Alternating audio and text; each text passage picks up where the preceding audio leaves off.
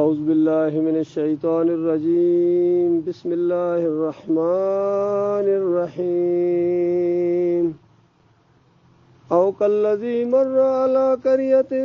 وہی خاویۃ علی عروشها قال انا یحیی هذه اللہ بعد موتها فاماته اللہ 100 عام ثم بعثه قال کم لبثت قال لبثت يوما أو بعض يوم قال بل لبثت 100 عام فانظر إلى طعامك وشرابك لم يتسنه وانظر إلى حمارك لنجعلك آية للناس وانظر إلى العظام كيف ننشزها ثم نكسوها لحما فلما تبين له قال اعلم ان الله على كل شيء قدير۔ یہ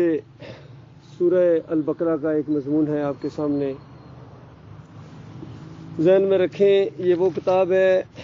اس سورہ البقرہ جو قرآن آپ کے سامنے ہے، سورہ الفاتحہ کا گویا جواب ہے۔ سورہ الفاتحہ قرآن کی ایک پہلی سورہ ہے، اللہ تعالیٰ نے بندوں کی زبان میں اس کو نازل کیا ہے، اور ایک چیز مانگنے کے لیے پہلے حمد و ثنا بیان کی گئی اللہ تعالیٰ کی، پھر عہد و پیمان کیے گئے، مالک ہم تیرے بندے ہیں، تجھ سے مدد مانگتے ہیں، مانگتے رہیں گے، تیری عبادت کرتے ہیں، کرتے رہیں گے۔ یہ عہد و پیمان کرنے کے بعد پھر ایک چیز مانگی جاتی ہے، اہدنا الصراط المستقیم، یا اللہ صراط مستقیم دے، سیدھا راستہ دکھا دے۔ دیکھیے آج سارے سیدھا راستے پر چلنا چاہتے ہیں، ہر ایک مسلمان کہتے ہیں، بار بار کہتے ہیں یا اللہ ہمیں سیدھے راستے پر چلا، ہمیں سیدھے راستے پر چلا، اور پھر اس کی اور تشریح کرتے ہیں کہ اس راستے پر جس پر یا اللہ تو نے انعام کیا لوگوں کے اوپر، انعام یافتہ لوگ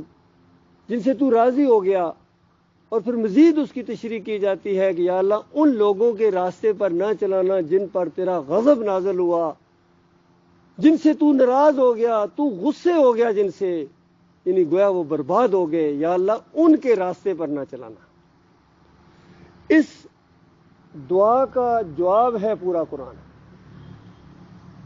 اور پورے قرآن میں اللہ تعالیٰ نے انعام یافتہ لوگوں کے واقعات بیان کیے ہیں کہ یہ ہے ابراہیم علیہ السلام کا واقعہ ہے، نوح علیہ السلام کا واقعہ ہے، موسیٰ علیہ السلام کا واقعہ ہے، پھر اصحاب کہف کے واقعات ہیں، گزشتہ جو گزرے ہوئے انبیاء تھے ان کے واقعات ہیں، تاکہ آپ کو پتہ چلے کہ سیدھا راستہ کہتے کس کو ہے۔ کہیں ایسا تو نہ ہو کہ آپ اللہ سے یہ کہتے رہیں کہ مجھے سیدھے راستے پر چلا، اور چل رہے ہوں الٹے راستے پر، تو پھر آپ کا اپنا قصور ہوگا، آپ ذمہ دار ہوں گے اپنے۔ لہذا کھول کھول کے قرآن میں ایسے لوگوں کا راستہ بیان ہوا ہے۔ پھر یہاں دیکھیے شروع میں اس سورہ کا کہا گیا کہ دیکھو سننے والوں یا پڑھنے والوں، ذالک الکتاب لا ریب فیہ، یہ وہ کتاب ہے، یہ عام کتاب نہیں ہے، یہ کسی علامہ یا حضرت کی لکھی ہوئی کتاب نہیں ہے، نبی کی بھی لکھی ہوئی یہ کتاب نہیں ہے، بلکہ نبی کے اوپر، آخری نبی محمد صلی اللہ علیہ وآلہ وسلم کے اوپر یہ نازل ہوئی ہے، اور یہ اللہ رب العالمین کا کلام ہے۔ دیکھنا، اس میں شک نہ سمجھنا، یہ شک سے پاک ہے۔ پہلی بات تو یہ کہ یہ کتاب شک سے پاک ہے۔ الف لام میم سجدہ میں کہا گیا کہ یہ تنزیل من رب العالمین، یعنی اس میں بھی کوئی شک نہیں ہے کہ یہ رب العالمین کی طرف سے ہے، یعنی ایسی نہیں کہ کتاب ہے جو بالکل صحیح ہے، صحیح اس لیے ہے کہ رب العالمین کی طرف سے ہے، اس وجہ سے اس میں شک نہ کرنا۔ اور یہ ہدایت ہے انسانوں کے لیے، دنیا کی ہر چیز کو اس کے اوپر پرکھنا، کہیں ایسا نہ ہو جائے کہ اس کو دوسری کتابوں کے اوپر پرکھنا شروع کر دو، کہ آپ کے سامنے اللہ کی کتاب کا کوئی واقعہ میں لاؤں اور بالکل سمجھ میں آنے والا بھی ہے، اور پھر آپ کے کسی مولوی کی کتاب میں اس کا الٹ لکھا ہوا ہو، یا آپ کا کوئی بڑا عالم اس کے الٹ کوئی بات بتا رہا ہو، تو پھر یہاں آپ کا امتحان ہے کہ آپ اللہ اکبر تو کہتے ہیں اللہ بہت بڑا ہے، لیکن جب بات کی آئی تو آپ کا حضرت بہت بڑا ہے، تو یہی آپ کا اصل میں آزمائش ہوگی، یہاں فیل ہو جائیں گے۔ اسی کتاب کے اندر لکھا ہوا ہے سورہ توبہ کے اندر، اتخذوا احبارہم و رہبانہم ارباب من دون اللہ، ان اہل کتاب نے، وہ بھی مسلمان گزری ہوئی قومیں تھیں، بڑی پسندیدہ قومیں تھیں، جس کو مالک فرماتا ہے اے بنی اسرائیل ہم نے تمہیں جہان والوں پر فضیلت دی۔ ایک وہ دور بھی تھا، وہ قوم بھی تھی، فضیلت دی گئی تھی ان کو، جس طرح آج ہم مسلمانوں کو فضیلت دی گئی ہے، اس وقت ان کو بھی فضیلت دی گئی تھی۔ اور ان کے بارے میں اللہ تعالیٰ کہتا ہے کہ ان اہل کتاب نے، ان سید زادوں نے، ان یعقوب علیہ السلام کے بچوں نے، بنی اسرائیل کہتے ہیں، اسرائیل یعقوب علیہ السلام کا نام ہے، بنی اسرائیل کا مطلب یعقوب کے بچوں، سید زادوں، ہم نے تمہیں دنیا پر فضیلت دی۔ اور اب ان سید زادوں نے کیا کرنا شروع کر دیا؟ اتخذوا احبارہم ورہبانہم اربابا من دون اللہ، انہوں نے اللہ کے علاوہ اور رب بنائے ہیں۔ تو یہ آیت جب اتری تو کچھ لوگوں پر بڑی شاک بھی گزری، اور عدی بن حاتم طائی خاص کر جو عالم دین تھے، نصارہ میں سے نکل کے آئے تھے، اسلام کے اندر قبول کیا تھا، بہت چند عالم دین آئے ہیں۔ یہ بھی آپ نے غور کرنا، جب توحید کی دعوت اٹھتی ہے تو جو اس دور کی بگڑے ہوئے مسلمان ہوتے ہیں، ان کے جو بڑے بڑے علماء ہوتے ہیں، وہ دوڑ دوڑ کے نہیں آ جاتے ماننے کے لیے، وہ مخالفت کرتے ہیں، اکثریت ان کی مخالفت کرتی ہے، کیونکہ ان کے مفادات کے خلاف ہوتی ہے وہ دعوت۔ تو عدی بن حاتم آئے ہیں اور کہا کہ یا رسول اللہ، اللہ تو یہ کہہ رہا ہے کہ ہم لوگوں نے اپنے اپنے علماء کو اور مشائخ کو اللہ کے علاوہ رب بنا لیا ہے، ہم نے تو کبھی رب نہیں کہا، ہم اپنی علماء کو علماء ہی کہتے تھے۔ تو نبی صلی اللہ علیہ وآلہ وسلم نے بخاری کی روایت کے اندر اس کی تشریح کی ہے، فرمایا عدی کیا ایسا نہیں ہوتا تھا کہ تمہارے علماء جس چیز کو حرام قرار دیں اس کو حرام مانتے تھے یا نہیں مانتے تھے؟ کہتے مانتے تھے۔ تمہارے علماء جس کو حلال قرار دیں جس چیز کو، اس کو مانتے تھے یا نہیں مانتے تھے؟ انہوں نے کہا بھی مانتے تھے۔ فرمایا کبھی اللہ کی کتاب میں بھی دیکھا تھا، کبھی اللہ کی کتاب میں بھی دیکھا تھا کہ یہ حرام ہے یا حلال ہے، یا آنکھیں بند کر کے ان کے پیچھے جا رہے تھے؟ تو انہوں نے کہا اللہ کے رسول، ہم نے اللہ کی کتاب میں تو کبھی، اتنا اعتماد تھا ہمیں اپنے علماء کے اوپر کہ ہم اللہ کی کتاب میں دیکھنا یعنی ضرورت نہیں محسوس کرتے تھے کہ ہمارے اتنے بڑے بڑے علماء ہیں، بڑے شیخ ہیں، یہ کیسے جھوٹ بول سکتے ہیں، یہ کیسے اللہ کے اوپر بہتان باندھ سکتے ہیں، ہم نے کبھی دیکھا ہی نہیں تھا اللہ کی کتاب میں۔ تو نبی صلی اللہ علیہ وآلہ وسلم نے فرمایا عدی یہی رب ماننا ہے، یہی رب ماننا ہے جب آپ نے اندھا اعتماد کیا ہے۔ تو میرے پیارے بھائیوں، آج جو یہاں ہم آئے ہیں آپ کے سامنے، یہ بات آپ کے سامنے رکھنے آئے ہیں کہ دو چار کی طرح بات آپ کو سمجھ میں آئے گی کہ اللہ کی کتاب کیا عقیدہ پیش کرتی ہے۔ ایک طرف اللہ کی کتاب کے عقیدے ہیں، دوسری طرف ہمارے اکابرین کے عقیدے ہیں۔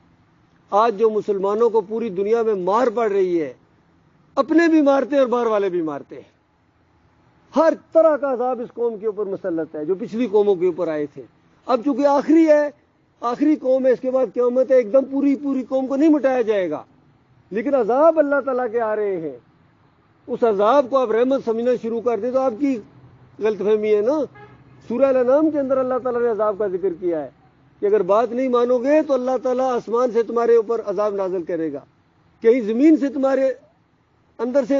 عذاب نازل کرے گا، اور تیسری عذاب کی شکل ہے، فرمایا کہیں تیسری یہ بھی ہے کہ میں تمہیں گروہوں میں بانٹوں گا۔ اللہ کہہ رہا ہے میں تمہیں گروہوں میں بانٹوں گا، ٹکڑوں ٹکڑے کر کے ایک کی طاقت کا مزہ دوسرے کو سکھاؤں گا۔ یہ عذاب آج امت مسلمہ کے اوپر آیا ہوا ہے۔ اللہ کے بندو، یہ جو پارٹی بازی، یہ مسلک پرستیاں، فرقہ بندیاں، آپس میں ایک دوسرے کی مسجدوں میں جانے کے، یہ وہاں نہیں جا سکتے ہیں۔ اگر قرآن کی بات بھی اگر کی جائے، اچھا دوسرے مسلک کے ہو، یہاں اللہ تمہاری بات نہیں چلے گی، ہمارے مولوی صاحب کی بات چلے گی۔ تو یہ ماحول پورا بنا ہوا ہے، سیاسی ماحول جو وہ تو آپ کے سامنے کوئی بیان کرنے کی ضرورت نہیں، یہ اللہ کے عذاب کی شکلوں میں سے ایک شکل ہے۔ اور اللہ کی کتاب دیکھیے کتنی کھول کھول کے یہ باتیں بیان کرتی ہے اسی سورہ کے اندر۔ یہ سورہ البقرہ ہے۔ فرمایا جس گھر میں پڑی جائے شیطان دم دبا کے بھاگتا ہے، وہاں شیطان کا کیا کام، کیونکہ اسی کے اندر عقائد ہے، اسی کے اندر جہاد کا ذکر ہے، اسی کے اندر آخرت کی جنت کی بہاروں کا ذکر ہے۔ یہ سورت اللہ کے ساتھ بہت مضبوط کرنے والی، تعلق کو مضبوط کرنے والی یہ سورہ ہے۔ اسی سورہ کی آخری 2 آیتیں معراج کا تحفہ ہے۔ یہ سورہ اتنی عظیم سورہ ہے۔ پتہ ہے آپ کو معراج جو نبی علیہ السلام کو ہوئی ہے، 3 تحفے ملے ہیں نبی علیہ السلام کو امت کے لیے۔ 3 تحفے، کبھی غور کیا ہے تحفے کیا چیز ہوتی ہے؟ ایک تو یہ 5 وقت کی صلاۃ ہے، یہ تحفے کے طور پر دی گئی ہے۔ یہ کوئی ایسی چیز نہیں ہے کہ جس کو اپنے اوپر ذرا بوجھ سمجھا جائے، بلکہ اللہ کی طرف سے ایک تحفہ ہے۔ اور تحفے کو آپ دیکھیں، بار بار بندہ دیکھتا ہے، اس کی حفاظت کرتا ہے، تو یہ بار بار اللہ کے سامنے، اور مالک نے تحفہ بھی ہمیں ایسا دیا ہے جس میں ہمارا فائدہ ہے۔ بار بار اللہ کے سامنے آؤ، وضو سے شروع ہوتا ہے، وضو کرتے ہو بسم اللہ الرحمن الرحیم سے، اس کے بعد وضو کرنے کے بعد نبی علیہ السلام نے فرمایا کوئی اگر وضو کرنے کے بعد کہتا ہے اشہد ان لا الہ الا اللہ و اشہد ان محمد عبدہ و رسولہ، جنت کے 8 دروازے اس کے لیے کھول دیے جاتے ہیں مومن کے لیے۔ ایمان خالص ہونا چاہیے، کیونکہ صلاۃ تو ہے ہی مومن کے اوپر، ان الصلاۃ کانت علی المؤمنین کتاب موقوتا، غور کیجئے، علی المؤمنین، ہر ایک کے اوپر نہیں ہے، جو ماننے والا ہے۔ کتاب کو مانتا کون ہے؟ اس کے مطابق اپنا ایمان کون بناتا ہے؟ نبی علیہ السلام کو مانتا کون ہے؟ ان کی بات مانتا کون ہے؟ نبی علیہ السلام نے فرمایا جس نے میری بات مانی، جس نے میری سنت مانی، جس نے میری سنت سے محبت کی، اس نے میرے سے محبت کی، اور جس نے میرے سے محبت کی کان معی فی الجنہ، وہ جنت میں میرے ساتھ ہوگا۔ سب سے پہلی سنت نبی صلی اللہ علیہ وآلہ وسلم کی، آج سن لیجئے۔ عام طور پر لوگ سنتوں کا ذکر کرتے ہیں، لیکن سب سے پہلی سنت جو نبی صلی اللہ علیہ وآلہ وسلم کی ہے، اور سارے انبیاء کی یہی سنت ہے، وہ ہے اللہ کو ایک ماننا۔ یہ سنت ہے، یہ طریقہ ہے، اللہ کی وحدانیت کو ماننا، اللہ کی توحید کو ماننا، اور پھر دوسری سنت جو ہے اس کے اوپر استقامت دکھانا، اس پر جم جانا، یہ سنت ہے۔ کبھی سنا آپ نے کسی مولوی صاحب؟ یہ بھی ایک سنت ہے، اور سب سے بڑی سنت ہے اللہ کو ایک ماننا، اکیلا ماننا، اس کے ساتھ شرک نہ کرنا، یہ نبی کی سنت ہے۔ اسی کے اندر جب کچھ ملاوٹ کرنے کے لیے کہا جاتا تھا کہ تھوڑی بہت تو ہماری سنیں، کچھ نہ کچھ تو کریں، تو نبی علیہ السلام کہتے تھے ایک ہاتھ پر سورج رکھ دو، ایک ہاتھ پر چاند رکھ دو، میرے سے یہ امید نہ رکھنا، یا میری جان جائے گی یا یہ دعوت غلبہ پکڑے گی۔ یہ دوسری سنت ہے نبی علیہ السلام کی، اس کے اوپر استقامت دکھانا پورے عزائم کے ساتھ، پوری جرت کے ساتھ۔ اور تیسری سنت اسی چیز کو پھیلانا، یہ بھی سنت ہے، توحید کا اعلان کرو، اپنے مالک کی بڑائی کا اعلان کرو، اور دوسری جتنی بڑائیاں اس کو ذرا نیچے کرو۔ اللہ نے پیدا کیا ہے، اسی صورت کے اندر یہی دعوت دی گئی ہے، یا ایھا الناس اعبدوا ربکم الذی خلقکم والذین من قبلکم لعلکم تتقون، اے انسانوں اللہ کی بندگی کرو جس نے تمہیں پیدا کیا ہے۔ یقین کرو ہم آپ کے پاس آئے ہیں، اپنے رب کی بندگی کرو، ہم بھی آپ کے رب کی بندگی کر رہے ہیں، ہم آپ کے رب کی بندگی کر رہے ہیں۔ آپ کا رب اور ہمارا رب ایک ہی ہے، کوئی اور نہیں ہے۔ یا کوئی پیر صاحب کا معاملہ نہیں ہے کہ اپنے پیر صاحب کو چھوڑ دو اور ہمارے پیر صاحب کی طرف آ جاؤ، اس طرح کی دعوت نہیں ہے، کسی پارٹی کی دعوت نہیں ہے، ووٹ اور نوٹ کے لیے ہم آپ کے پاس نہیں آئے ہیں کہ اس پارٹی کو چھوڑ دو اس پارٹی میں آ جاؤ، نہیں، ہم کہتے ہیں اپنے مالک اور خالق کو پہچان لو، اپنی جان کو جہنم کی آگ سے بچا لو، اپنے بیوی بچوں کو جہنم کی آگ سے بچا لو۔ جب تک یہ بات نہیں مانو گے جہنم کی آگ سے نہیں بچ سکتے ہو۔ یہ ہم نے اللہ کی کتاب سے سیکھا ہے، پورا نچوڑ آپ کو بیان کرنے آئے ہیں۔ حالانکہ کتنی بڑی کتاب ہے، پھر حدیثوں کی کتنی کتابیں ہیں، لیکن یہ جو درس ہوگا زیادہ زیادہ کتنا، 20 منٹ کا، 25 منٹ کا، 25 منٹ میں۔ اور جب بھی ہم آئے ہیں، اس سے پہلے بھی بھائی جان کو یاد ہے، جب بھی ہم آئے ہیں ہماری یہی بات ہے، کوئی تبدیلی لے کے نہیں آئے ہیں، وہی بات دوبارہ یاد دلانے آئے ہیں، قرآن سے دلائل کے ساتھ، کہ ممکن ہے پہلے جو بات کی تھی ممکن ہے نہ سمجھ آئی ہو، اب ہم قرآن کی جو دلائل دیں گے ممکن ہے آج سمجھ آ جائے۔ وہی بات ہے، ایک ہی بات ہے کہ اس مالک کی بندگی کرو جس نے زمین کو بنایا ہے، یہ زمین جس کے اوپر گھر بنایا ہے، جس کے اوپر آپ کی گاڑیاں چلتی ہیں، بلڈنگیں بناتے ہو، سب کچھ اسی زمین کے اوپر اگتا ہے، جو کھانے کھاتے ہو، پھل کھاتے ہو، رزق کا انتظام کیا اللہ تعالیٰ نے، اور سب کے انسانوں کو اللہ تعالیٰ کہہ رہا ہے کہ آسمان سے بارشیں برسائیں تمہارے لیے، رزق کا انتظام کیا، اور سب نعمتیں بتانے کے بعد ایک مانگ ہے اس کی، اس نے کہا فلا تجعلوا للہ اندادا وانتم تعلمون، بس میرے ساتھ شریک نہ کرنا، اور تم جانتے ہو میرا کوئی شریک نہیں ہے۔ اتنا مطالبہ ہے، یقین کیجئے۔ حدیث میں آتا ہے جب یہ جہنمی جہنم کی آگ کے اندر ابل رہے ہوں گے، اور اس وقت کہا جائے گا کہ یہ جو تم جہنم کی آگ کے اندر ہو، اگر تمہارے پاس پوری دنیا کی دولت ہوتی، اتنی اور ہوتی، کیا اس عذاب سے نکلنے کے لیے تیار تم وہ دولت دے دیتے؟ تو سارے جہنمی کہیں گے یا اللہ ہم دے دیں گے، ہمیں یہاں سے نکالا جائے۔ تو کہا جائے گا جھوٹو، یہ تو بہت بڑی بات ہے، یہ دنیا کی دولت تو بہت بڑی بات ہے، جب تم آدم کی پشت میں تھے، مالک فرمائے گا میں نے تم سے ایک مطالبہ کیا تھا، اور مطالبہ یہ تھا کہ میرے ساتھ شرک نہ کرنا، بس میرا یہ مطالبہ تھا، میں دولت کو کیا کروں گا؟ مالک ایک اشارے کے اوپر پوری کائنات کو سونا بنا دے، ایک اشارے کے اوپر، پورے سمندروں کو آئل بنا دے، پورے جتنے کاغذ ہیں دنیا کے ان کو ڈالر بنا دے ایک لمحے کے اندر، وہ دولت کو کیا کرے گا؟ اس کو آپ کا ایمان چاہیے کہ اس کو اپنا مانو، بس اتنی بات اسے مانگی ہے، میرے کھاؤ میرے گن گاؤ، کچھ نہیں اور مانگا ہے، اللہ جانتا ہے۔ میں نے قرآن اور حدیث کا نچوڑ آپ کے سامنے بیان کر رہا ہوں، اس سے علاوہ آپ کے مالک نے آپ سے کچھ نہیں مانگا ہے، کہ سب کچھ محسوس کرو کہ یہ نعمتیں میں نے دی ہیں، تمہیں میں نے پیدا کیا ہے، تمہیں صحت دی ہے، اولاد دی ہے، مال دیا ہے، سوچ دی ہے، غور و فکر کرنے والے دل و دماغ دیے ہیں۔ غور کرو کہ یہ نظام کائنات توحید بیان کر رہی ہے یا شرک بیان کر رہی ہے، شعوری طور پر محسوس کرو، اور پھر تمہارے اندر سے اٹھے سبحان اللہ الحمدللہ اللہ اکبر لا الہ الا اللہ، اللہ کے علاوہ کوئی معبود نہیں ہے، کوئی داتا دستگیر نہیں ہے، کوئی مشکل کشا اور حاجت روا نہیں ہے، یہ تمہارے اندر سے نکلے۔ اور اس حوالے سے واقعات پر واقعات بیان کر کے اللہ تعالیٰ نے اس توحید کو بیان کیا ہے۔ کبھی ابراہیم علیہ السلام کے واقعات ہیں، آج میں آپ کے سامنے ایک پیغمبر کا واقعہ بیان کروں گا جس کا نام نہیں لیا گیا ہے، عام طور پر لوگ کہتے ہیں عزیر علیہ السلام کا واقعہ ہے، بہرحال اصل چیز جو ہے واقعہ کیا ہے؟ مالک فرماتا ہے غور کرو، کیا تم نے اس بستی کے اوپر غور کیا جس کو ہم نے الٹا کیا ہوا تھا، اور وہ پیغمبر وہاں سے گزرے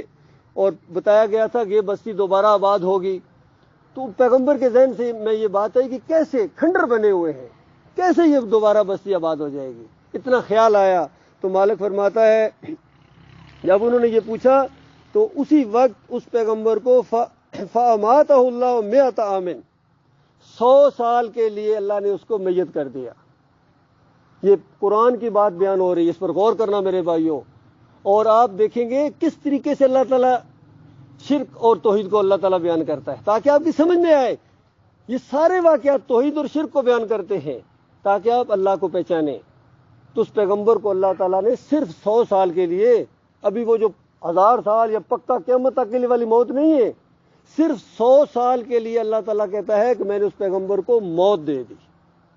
اور اس کے بعد جب 100 سال کے لیے اس کو موت دی،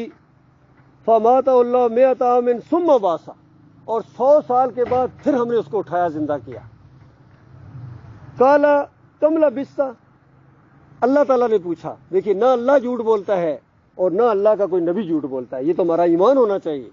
یہ نہیں کہ بات کچھ اور تھی کیا کچھ اور گئے، ایسے نہیں ہوتا ہے۔ اللہ ایک بات سچی ہوتی ہے، نبی بالکل سچی بات اللہ کہہ رہا ہے، ہاں ذرا بتاؤ میرے پیغمبر کتنے عرصے بعد اٹھے ہو؟ تو آگے سے پیغمبر علیہ السلام جواب دیتے ہیں کہ قَالَ لَبِثْتُ يَوْمًا أَوْ بَعْضَ يَوْمٍ، کہ ایک دن لگتا ہے، یا ایک دن بھی پورا نہیں لگتا ہے، لگتا ہے دن کا بھی کچھ حصہ ہے جس کے بعد میں اٹھا ہوں۔ آپ غور کیجئے اس بات کے اوپر۔ اب آگے سے اللہ تعالیٰ جواب دے رہا ہے دوبارہ۔ مالک فرماتا ہے قَالَ بَل لَبِثْتَ مِئَةَ عَامٍ، بلکہ نہیں، یہ جو تو کہتا ہے ایک دن یا ایک دن کا کچھ حصہ نہیں، بلکہ تمہیں 100 سال بعد اٹھایا گیا ہے۔ اب انسان چونکہ دلیل مانگتا ہے تاکہ اس کو بات یقین آ جائے، ویسے تو یقین ہے اللہ کی بات کے اوپر، لیکن مالک دماغ کے اندر یہ اسی طرح کی بات ہے جس طرح ابراہیم علیہ السلام نے کہا کہ یا اللہ کیسے تو مردوں کو زندہ کرے گا؟ تو مالک فرماتا ہے کیا ایمان نہیں ہے؟ ابھی سے پہلے واقعہ ابراہیم علیہ السلام کہتے ہیں مالک ایمان ہے، بالکل آپ کی بات کہ مردوں کو آپ زندہ کریں گے میرا پورا ایمان ہے، لیکن میں تو صرف یہ پوچھ رہا ہوں کہ وہ کس طرح زندہ کرے گا تو مالک نے کہا اس طرح پرندوں کو لے، ان کا گوشت اس طرح بنا اور پہاڑوں کے اوپر ایسے ڈال، اور پھر ان کو جب بلا دوڑتے ہوئے تیری طرف آئیں گے، اس طرح ہم مردوں کو زندہ کریں گے کل قیامت کے دن، ان کے ذرات دوڑتے ہوئے آئیں گے جہاں کہیں ہیں، جسم بنے گا، اللہ تعالیٰ ان میں روح ڈال دے گا، یہ ساری انسانیت دوبارہ زندہ ہو جائے گی۔ تو یہاں بتایا کہ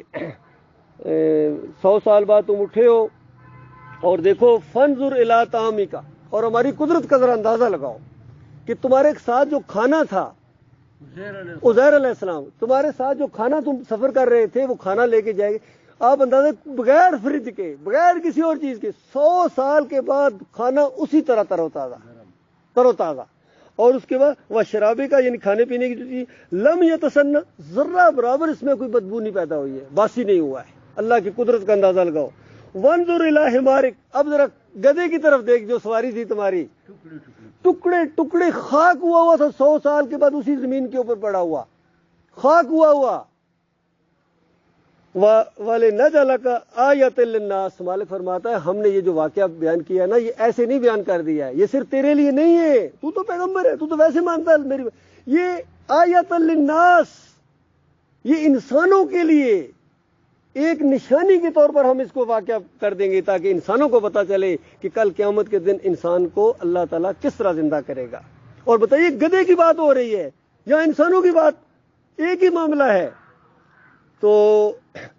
دیکھیے اس کے علاوہ مشرکین مکہ تھے، وہ ہڈیوں کو کبھی کبھی لاتے تھے نبی علیہ السلام کے سامنے، ایسے ہوا میں بکھیرتے تھے، جب اڑتی تھی تو کہتے تھے اے محمد ان کو کون زندہ کرے گا؟ تو نبی علیہ السلام آگے سے یہ نہیں کہتے تھے یہ تو زندہ ہے، نبی علیہ السلام کہتے تھے اللہ کی طرف سے جو جواب تھا کہ ان کو وہ زندہ کرے گا، اللہ کی طرف سے کہا جا رہا ہے اے نبی ان کو کہو ان کو وہ زندہ کرے گا جو ہر طریقے سے زندہ کرنا جانتا ہے، جس نے ان کو پہلی مرتبہ زندہ کیا تھا وہ ذات ان کو پھر زندہ کرے گی۔ یہ جھگڑا تھا، وہ کہتے تھے کہ مر جائیں گے، ختم ہو جائیں گے، میت بس ختم، جسم روح ختم، اور مطالبہ یہ تھا اللہ کی طرف سے کہ نہیں یہ بات مانو کہ تمہیں قیامت کے دن پھر اٹھنا ہے، وہ طاقت والا رب ہے، یہ مطالبہ ہے۔ اور دیکھیے آج کے مسلمان دو باتیں یہ بھی نہیں مانتے ہیں، وہ دو باتوں کا مطالبہ تھا کہ مانو اس بات کو کہ مر کو مٹی ہو جاؤ گے، کیونکہ اس طرح کا پروپیگنڈا بھی ایک نبی علیہ السلام کے خلاف چلتا تھا کہ ایک بندہ جا رہا ہوتا تھا، کہتا تھا بتاؤں ایک بندہ کیا کہہ رہا ہے باتیں، وہ سنا ہے کچھ علاقے میں کیا خبر ہو گئی ہے، ایک بندہ ہے محمد ان کا نام ہے صلی اللہ علیہ وسلم، وہ کہتا ہے کہ جب تم مر کے مٹی ہو جاؤ گے قیامت کے دن پھر تمہیں زندہ کیا جائے گا، یہ کہہ رہا ہے۔ کیسے ہو گا، کون زندہ کرے گا؟ کیونکہ جب زندہ کرے گا بڑا مسئلہ کھڑا ہو جائے گا، وہ اس چیز سے گھبراتے تھے۔ تو یہاں بتایا گیا کہ ہم تمہارے لیے جو ہے اس واقعے کو نشانی بنائیں گے۔ میرے پیارے بھائیوں غور کرو، جس طرح میں نے پہلے کہا ہے کہ وہ مشرکین مکہ دو باتوں کے ایک حصے کو مانتے تھے،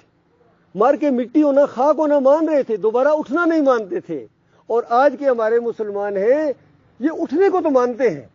اٹھنے کو اس طرح مانتے ہیں جس طرح بالکل جس طرح اللہ ایک ہے، ان کو پتا اللہ ایک ہے، اس طرح مانتے ہیں قیامت کے دن اٹھے ہر بندہ ہر مسلمان، لیکن مر کے مٹی ہونا نہیں مانتے ہیں۔ مر کے مٹی ہونا یہ توہین سمجھتے ہیں۔ اگر کہا جائے کہ انسان قبروں کے اندر مٹی ہو گئے، مٹی کے ساتھ مٹی ہو گئے، اور مٹی کے ساتھ مٹی ہونا کوئی توہین نہیں ہے،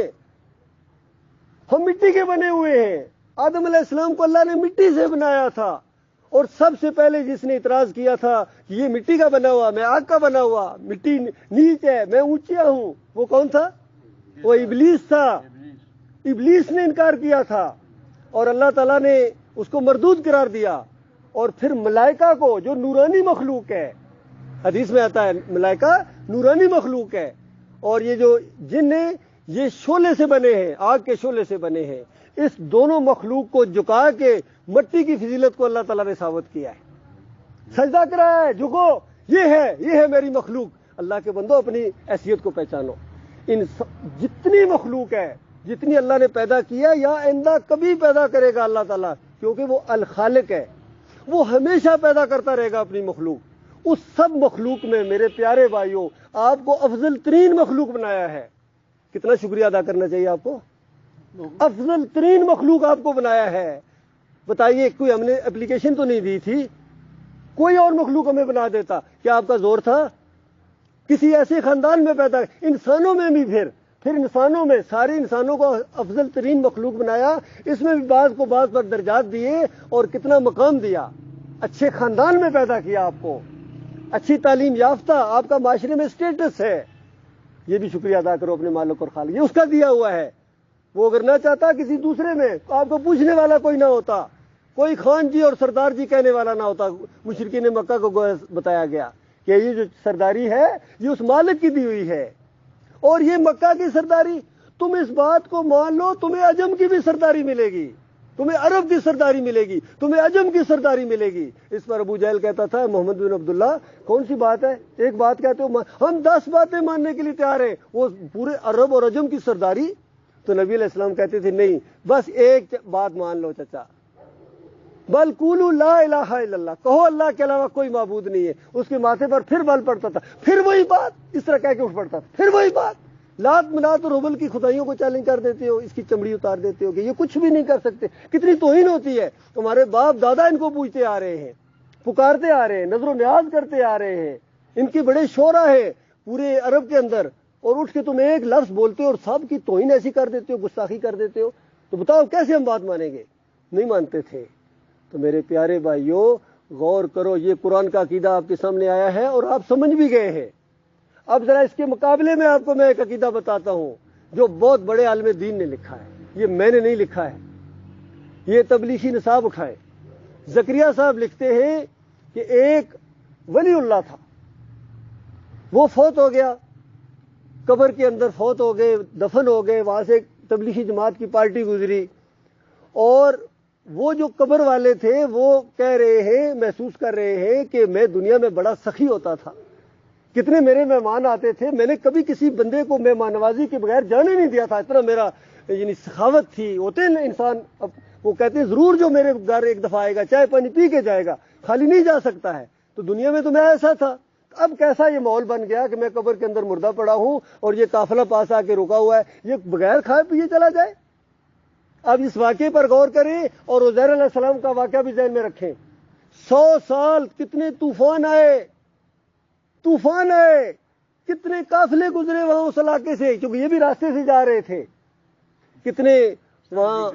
گرمیاں آئیں, سردیاں آئیں, بارشیں آئیں. پیغمبر کو کچھ معلوم نہیں ہوا, کہتا ہے ایک دن یا ایک دن سے کم. لیکن زکریا صاحب کہتے ہیں کہ جو اللہ والے تھے ان کا کیا کہنا, وہ سخی تھے, ان کو سب معلوم ہوتا ہے. پتہ چل گیا قافلہ آیا ہے, ان کو کھانا بھی دینا ہے, اور طریقہ کیا اختیار کیا وہ بھی عجیب و غریب ہے. کہتے ہیں رات کو اس قافلے کے اندر ایک نوجوان تھا, اس کی خواب میں آئے اور خواب میں آ کے کہنے لگے کہ تم اپنا یہ جو تمہارا اونٹ ہے, عام اونٹ ہے, یہ تم مجھے دے دو, اور میرے پاس ایک بختی اونٹ ہے, وہ تم لے لو. تو انہوں نے کہا کون انکار کرے گا, یہ تو ایسی بات ہے کہ معمولی سی کار کے بدلے میں بڑی سی کار کوئی دینے کا وعدہ کرے تو کون انکار کرے گا. تو اس نے کہا ٹھیک ہے. اتنی بات جیسا سودا طے ہوا,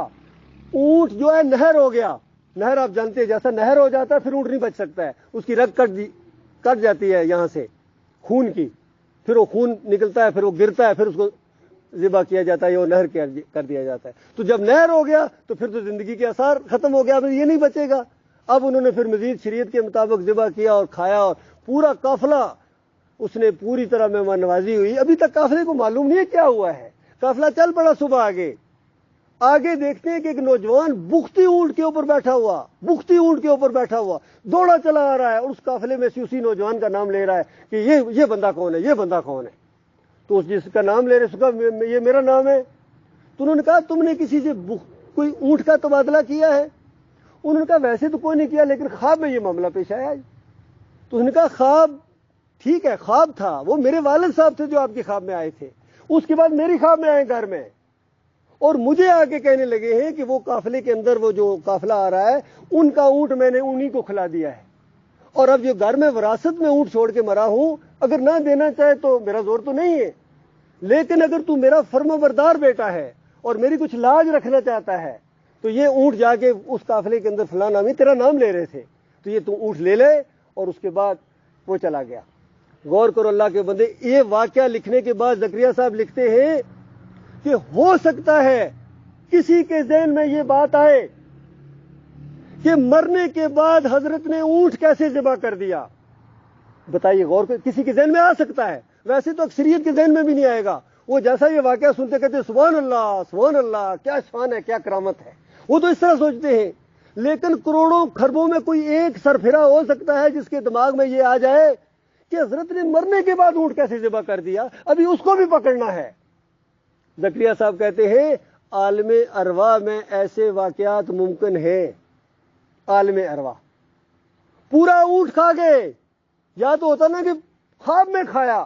تو وہ بات مختلف اینگل سے ہوتی, خواب میں یہ ہوا, خواب میں کھایا, خواب میں ہوا, وہ آن گراؤنڈ اونٹ کھایا ہے. تو عالم ارواح کہاں گیا, اب تو آن گراؤنڈ کھایا ہے, پورا اونٹ کھا گئے. تو اللہ کے بندو, یہ قرآن کا واقعہ اور ادھر یہ واقعات اپنے ذہنوں میں رکھے. یہ قبر پرستی کی جڑ مہیا کر دی. پھر کہتے ہیں اللہ سے ہونے کا یقین اور مخلوق سے نہ ہونے کا یقین. بتاؤ یہ مخلوق ہے قبر والا, یہ نہیں ہے, قبر والے نے کیا ہے. چھوٹا سا ایک اور واقعہ سناؤں گا اپنے پیارے بھائیوں کے لیے, غور و فکر کی دعوت دے کے جاؤں گا. آئندہ سال ہو سکتا ہم پھر بات کریں گے اسی موضوع کو. جلدی نہ کریں, غور و فکر کریں. دو دو بندے بیٹھیں، اپنے علماء سے جا کے پوچھیں، بھائی ہم نے تو یہ سنا ہے۔ دوسرا واقعہ یہ ہے کہ ایک انسان تھا، یہ بھی تبلیغی انصاف کا واقعہ ہے، کہتے ہیں ہر قدم کے اوپر اللہم صلی علی محمد پڑھتا تھا۔ تو کسی نے پوچھا کہ یہ جو عمل تم کرتے ہو یہ کوئی شرعی حیثیت ہے اس عمل کی یا اپنی طرف سے لگے ہوئے ہو؟ تو انہوں نے کہا کہ واقعہ یوں ہے کہ میں اور میری ماں حج پر جا رہے تھے، راستے میں میری ماں کا انتقال ہو گیا اور میں پریشان ہو گیا کہ پیٹ پھول گیا، ماں ہے، راستہ ہے، منہ کالا ہو گیا، اس سے بڑی کیا مصیبت ہو سکتی ہے کہ انسان کے لیے؟ اتنی بڑی مصیبت میں پھنس گیا۔ کہتے ہیں کہ ایک بادل کا ٹکڑا آیا تامہ کی طرف سے، یعنی عرب کی طرف سے اور پھر مدینے کی طرف سے، وہ قریب آتا گیا، میں دیکھ رہا ہوں بادل ہے آ رہا، قریب آ گیا، جیسا قریب آیا ایک نورانی چہرہ اندر سے باہر نکلا اور آ کے میری ماں کے پیٹ کے اوپر ہاتھ پھیرا، میری ماں کے منہ کے اوپر ہاتھ پھیرا، منہ کی کالک ختم، پیٹ کی سوجن ختم، بس مسئلہ حل ہو گیا گویا۔ جانے لگے، جب دور گئے تو میں نے پیچھے سے پکارا کہ کون ہو بھائی، آپ کو میں جانتا تک نہیں ہوں، کوئی تھوڑا تعارف تو کرا کے جاؤ، اتنے خوبصورت نورانی چہرہ ہو تم۔ تو کہتے ہیں واپس پلٹے اور کہا کہ تو نے پہچانا نہیں ہے، میں تمہارا نبی محمد صلی اللہ علیہ وآلہ وسلم ہوں، اور میں اس وجہ سے آیا ہوں کہ تم درود بہت پڑھتے تھے، اور میں ہر اس بندے کی مشکل کشائی کے لیے آتا ہوں جو درود بہت پڑھتا ہے۔ اللہ کے بندوں، میرے پیارے بھائیوں، غور کرو، کیا درود کی فضیلت ویسے کم ہے؟ قرآن کے اندر اللہ تعالیٰ نے، یہ دعا ہے، اللہ تعالیٰ کہتا ہے میرے فرشتے بھی یہ درود پڑھتے ہیں، میں بھی اس دعاؤں کو قبول کرتا ہوں، مومنو تم بھی دعائیں کرو۔ پھر حدیث میں اتنے فضائل ہیں اس کے کہ نبی علیہ السلام نے فرمایا جو ایک مرتبہ پڑھتا ہے میرے اوپر رحمتیں بھیجتا ہے، اللہ 10 مرتبہ رحمتیں بھیجتا ہے اس کے اوپر۔ کیا یہ اصلی فضیلتیں کم ہیں؟ کیا آپ نے یہ ڈرامہ کر کے ایک واقعہ بیان کرنا ہے؟ اور اس کے اندر شرک دیکھیے، نبی علیہ السلام کو عالم الغیب بنا دیا۔ غور کرو شیطان کے بعد، پیچھے شیطان ڈوریاں لا رہا ہے، وہ ہینڈلر ہے اللہ کے بندوں، علماء کے ذریعے یہ لایا ہے، شرک لایا ہے، ہمیں سمجھ ہی نہیں آئی۔ اللہ کے بندوں، ہمارے مالک کی کتاب سے آگے کوئی نہیں ہونا چاہیے، اور اگر مالک کی کتاب سے آگے کوئی ہے آپ کے لیے تو اس کے بعد پھر آپ کا انجام کیا ہوگا خود سوچ لیجیے۔ پھر ایک چھوٹی سی بات دیکھیے، اسی سورہ جو میں نے پہلے کہا ایاک نعبد و ایاک نستعین، کتنی سادہ بات ہے، کیا یہ سمجھ میں نہیں آتی کہ اللہ تعالیٰ کیا کہہ رہا ہے؟ یا اس کا حاشیہ چڑھایا محمود الحسن صاحب نے، یہ بھی دیوبندیوں کے چوٹی کے عالم ہے، پہلا فارغ تحصیل جو وہاں سے سند لے کے نکلا ہے، قاسم نانوتوی صاحب نے ان کو سند دی ہے کہ آپ عالم دین ہیں، جس کو سند دے دیں آگے عالم دین بن جاتا ہے۔ ان کی تفسیر پر تفسیر شبیر احمد عثمانی، اس کے حاشیے کے اوپر اس آیت کی تشریح لکھی ہوئی ہے، کہتے ہیں اس آیت شریفہ سے معلوم ہوا کہ عبادت صرف اللہ کی ہے، استعانت صرف اللہ سے ہے، لیکن اس کے کسی پیارے بندے کو، مقبول بندے کو خالص واسطہ رحمت الہی سمجھ کر، غیر مستقل جانتے ہوئے اگر اس کو بھی مدد کے لیے پکارو تو یہ بھی ایاک نعبد و ایاک نستعین کے اندر آتا ہے۔ اللہ کے بندو غور کرو، کیا آپ کے مالک آپ سے یہ مطالبہ بھی نہ کرتا؟ اتنا ہی مطالبہ ہے، پورے دین کی میں روح آپ کو بتا رہا ہوں جو میں سمجھا ہوں، آپ کے مالک کا آپ سے اتنا مطالبہ ہے کہ کہہ دو کہ اللہ کی بات سچی ہے، مولوی کی بات جھوٹی ہے، بس۔ اس کو کہتے ہیں کفر بالطاغوت، اس کو قرآن کہتا ہے کفر بالطاغوت، فمن یکفر بالطاغوت ویؤمن باللہ، جو ہم عام طور پر کہتے ہیں طاغوت کا کفر کرو، یعنی جو اللہ کے مقابلے میں آیا ہوا ہے اس کو ہٹاؤ پیچھے، تب تمہارا ایمان ایمان ہے، ورنہ تمہارا ایمان ایمان نہیں ہے۔ نمازوں کے باوجود، روزے کے باوجود، عمرے اور حج کے باوجود آپ کو ہمیشہ کی آگ میں رہنا پڑے گا اگر ایمان کے اندر خرابی ہے تو، اور ایمان اگر ٹھیک ہے تو اللہ کی طرف سے خوشخبریاں میرے پیارے بھائیوں، یقین کیجیے ایسی ایسی خوشخبریاں عقل حیران ہے کہ اگر کسی نے پوری زمین کو گناہوں سے بھر دیا، حالانکہ بھر ہی نہیں سکتا ہے، نبی علیہ السلام نے فرمایا، حدیث قدسی ہے، پوری زمین کو کسی نے گناہوں سے سیاہ کر دیا، چور بھی نمبر 1، قاتل نمبر 1، ڈاکو نمبر 1، فریبکار نمبر 1، جھوٹا نمبر 1، رشوتی نمبر 1، ہر عیب اس کے اندر موجود ہے، لیکن لا یشرک بی شیئا، اللہ فرماتا ہے میرے ساتھ شرک نہیں کیا ہے۔ موت جب آئی ہے، مومن، گناہگار مومن تھا، لیکن مومن تھا، مشرک نہیں تھا، آیا ہے میرے پاس، تو مالک فرماتا ہے لقیتہ بمثلھا مغفرہ، یہ اللہ کی بات ہے، لقیتہ بمثلھا مغفرہ، ایک وقت آ جائے گا میری رحمت اس کو ڈانپ لے گی، یعنی سزا دے گی، بغیر سزا کے بھی کرے وہ قادر ہے، جو چاہے کرے، کوئی اسے پوچھنے والا نہیں ہے جی، کیونکہ اس کا ہر حکم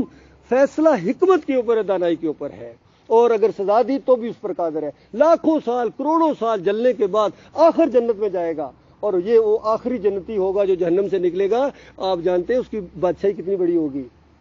ساری حدیثوں کا مطالعے کا نچوڑ جو ہے وہ یہ ہے کہ اس پوری زمین سے 50 گنا بڑی اس کی بادشاہی ہوگی، اور اس کے بعد مالک فرماتا ہے اس کے علاوہ بھی جو مانگے گا وہ تیرا ہے، یہ نہیں کہ بس اتنی دے کہ میں بس کر دی ہے نا، اس کے علاوہ جو تیرے جی میں ہے وہ تیرا ہے، یہ اس مومن کی بات ہو رہی ہے جو گناہگار تھا لیکن مشرک نہیں تھا۔ آج مسئلہ یہ ہے اللہ کے بندو، آج ایمان کی بات کوئی نہیں کرتا ہے، کوئی جہاد کے لیے دوڑے جا رہا ہے، کوئی تبلیغ کے لیے دوڑے جا رہا ہے، کوئی اور مسئلے لے کے دوڑ جائے، کوئی مدینہ ریاست بنانے کے چکر میں، کوئی نظام مصطفیٰ لے آئے گا۔ وہ کس طرح تم لے آؤ گے نظام مصطفیٰ؟ تمہارے عقیدے اللہ کی کتاب کے خلاف ہے، تم قبر پرست ہو، مورتی پوجا کرنے والے ہو۔ جس طرح ہندو اپنی مورتی کھڑی کر کے پوجتا ہے، تم اپنی مورتی لٹا کے پوجتے ہو۔ وہی فلسفہ ہے کہ یہ سنتے، ہندو سے پوچھو وہ کہتا ہے روحیں بیچ میں آ جاتی ہیں، سنتے ہیں ہماری، ان کے آگے ہم تو اوپر بھگوان اوپر والا ہے۔ اور یہ مسلمان وہی عقیدہ پیش کرتا ہے، کہتا ہے میری بابا جی کے آگے، بابا جی کے اللہ کے آگے۔ یہی مشرکین مکہ کہتے تھے ہاؤلا شفاعنا عند اللہ، یہ ہمارے اللہ کے ہاں سفارشی ہے۔ تو وہی کہ پہلے قبر پرستی سکھاتے ہیں، پھر کہتے ہیں تہجد پڑھو، چیلا لگاؤ، 40 دن لگاؤ، جہاد کے لیے دوڑو، اور اللہ کے بندو نہیں جنت جا سکتے ہو۔ پہلے عقیدہ درست کرو، اللہ کی کتاب کے مطابق عقیدہ بناؤ، عقیدہ اللہ کی کتاب کے مطابق، اس کے بعد تشریح حدیث ہے۔ کوئی اگر اختلافات بھی ہیں، فروعی اختلافات، وہ قیامت تک جاری رہیں گے، نہیں اس کا کسی کے پاس صحابہ کا کوئی عمل ہے، بالکل عمل کرو، بالکل ٹھیک ہے۔ اس نے اس حدیث پر سنی، دوسرے نے ذرا تھوڑی سی مختلف سن لی، کسی نے ہاتھ ادھر، کسی نے ادھر، آمین تھوڑا سا اونچا۔ یہ جھگڑا کی چیزیں نہیں ہیں۔ جھگڑے کی چیز ایمان خالص ہے کہ تمہارا الہ کون ہے، تمہارا معبود کون ہے۔ اگر آپ نے یہ عقیدہ بنایا کہ نبی علیہ السلام سنتے ہیں ہماری ان کے آگے، تو یہ آپ نے دوسرا الہ بنا لیا۔ وقولوا قولی ھذا استغفر اللہ لی ولکم ولسائر المسلمین۔ اس درس کے حوالے سے اگر کوئی آپ کے دل میں کوئی ایسی بات آئے تو آپ ابھی بھی سوال کر سکتے ہیں، یا ابھی صلاۃ کے بعد انشاءاللہ سوال و جواب کی